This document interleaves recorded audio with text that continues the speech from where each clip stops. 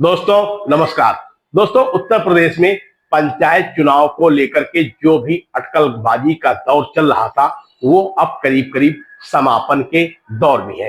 पिछले हम कई वीडियो में आपको बता चुके हैं कि पंचायत चुनाव में ओबीसी आरक्षण को लेकर के किस तरीके से अटकलबाजी का दौर शुरू हो गया था, लेकिन अब इस अटकलबाजी के दौर में पंचायती राज मंत्री ओपी राजभर स्वयं अलग थलग पड़ गए।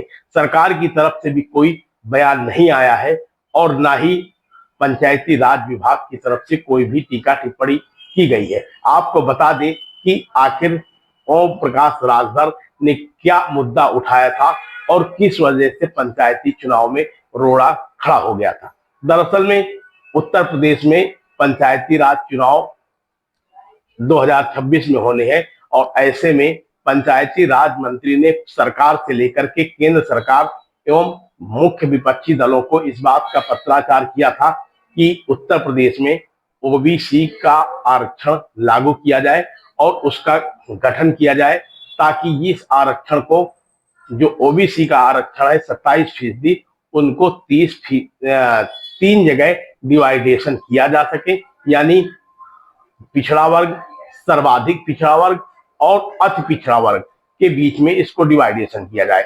लेकिन जब इस मामले का जवाब अनुप्रिया पटेल की तरफ से इस बात को लेकर दे दिया गया कि इसके पहले जातिगण जनगणना होना जरूरी है, तो इस मामले पर पूरे तरीके से चुप्पी साध ली गई।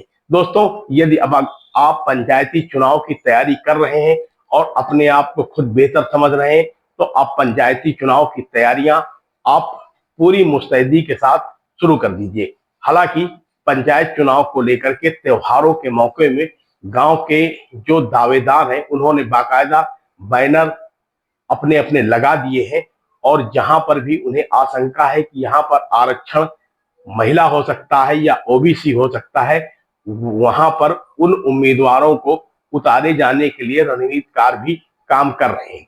दोस्तों, पिछले कई वीडियो में हम आपको बता चुके हैं, जो जानकार सूत्रों के हवाले से जानकारी मिली थी उसमें यह साफ संकेत मिले थे कि 20 अप्रैल को पहले चरण का मतदान हो सकता है और 12 मई तक पंचायती चुनाव के परिणाम भी सामने आ सकते हैं। तकरीबन अभी तक इस मामले में सूत्रों का कहना है कि कोई भी संशोधन नहीं हुआ है और इसमें बाकायदे सरकार, पंचायती राज विभाग काम कर रहा है। आपको एक बात और भी बता दें कि 2027 में उत्तर प्रदेश में विधानसभा का चुनाव होना है और 2027 में विधानसभा के चुनाव के पहले किसी भी दशा में प्रदेश सरकार, पंचायती राज विभाग चाहता है कि उत्तर प्रदेश में पंचायत का चुनाव हो जाए, जिससे ग्राम प्रधान, बीडीसी एवं जिला पंचायत अध्यक्षों के साथ साथ ब्लॉक प्रमुखों की तस्वीरें साफ हो जाए। हालांकि कुछ ऐसे भी सियासी दल हैं जिनका ये कहना है कि 2027 के विधानसभा के चुनाव के बाद ही पंचायती चुनाव कराया जाए, लेकिन दोस्तों ये फिलहाल नामुमकिन नजर आ रहा है। इसलिए तकरीबन इस बात के साफ नहीं पुख्ता संकेत हैं कि 2026 में ही उत्तर प्रदेश में पंचायत का चुनाव होगा। पिछला चुनाव 2021 में हुआ था, कोविड की वजह से वो चुनाव भी कुछ लेट हो गया था, जिससे अब इस बार 2026 में पंचायतों का कार्यकाल पूरा हो रहा है और यदि इसका कार्यकाल बढ़ाया भी जाता है तो ग्रामीण क्षेत्रों का विकास कहीं ना कहीं प्रभावित होगा, गांव में सरकार नहीं बन पाएगी और इससे 2027 का भी चुनाव, जो कि विधानसभा का चुनाव है, वो भी कहीं ना कहीं प्रभावित होगा।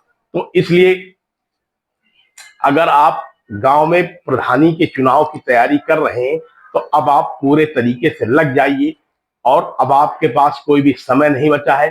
पिछले वीडियो में हम कई बार आपको बता चुके हैं कि आप अपनी जो तैयारियां हैं उनमें तकरीबन 10 पॉइंट हमने बताए थे, उसके आधार पर अपने दस्तावेज कंप्लीट करवा लीजिए। एक तो सबसे पहला है कि आपका आधार कार्ड एकदम सही होना चाहिए, उसमें जो आपकी फोटो लगी हो वो साफ लगी हो, कहीं ऐसा ना हो कि आपकी फोटो की जगह में किसी की दूसरे की फोटो लग गई हो, नाम किसी तीसरे का हो। जो आधार कार्ड में नाम हो वही नाम आपकी मतदाता सूची में भी दर्ज होना चाहिए। साथ में आपके साथ पास पैन कार्ड भी होना चाहिए।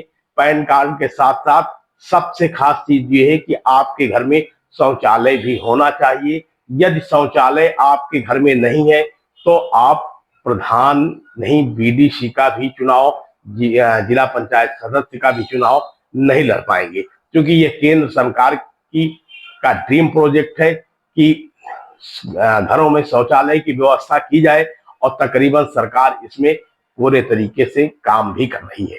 इसी तरीके से हमने पिछले वीडियो में आपको कई बिंदु ऐसे बताए थे कि ये कागज आपके पास होने चाहिए।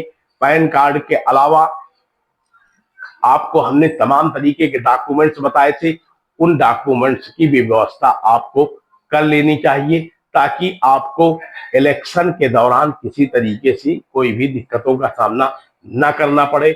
आय, जाति, निवास प्रमाण पत्र की भी आपको आवश्यकता होगी, इसलिए अभी से आप लोकवाणी केंद्र या फिर किसी अपने परिचित के वकील के माध्यम से ये सारी तैयारी कर सकते हैं। फिलहाल अभी इसमें जो सरकार की भूमिका नजर आ रही वो भी, उस भूमिका में भी ये स्पष्ट जाहिर हो रहा है कि उत्तर प्रदेश में पंचायती चुनाव बोर्ड परीक्षाओं के बाद तत्काल शुरू करवा दिए जाएंगे और इसकी पूरी कार्रवाई शुरू करवा दी गई है। गोपनीय तरीके से पंचायत राज विभाग एवं सरकार इस चुनाव की तैयारियों में लगा हुआ है।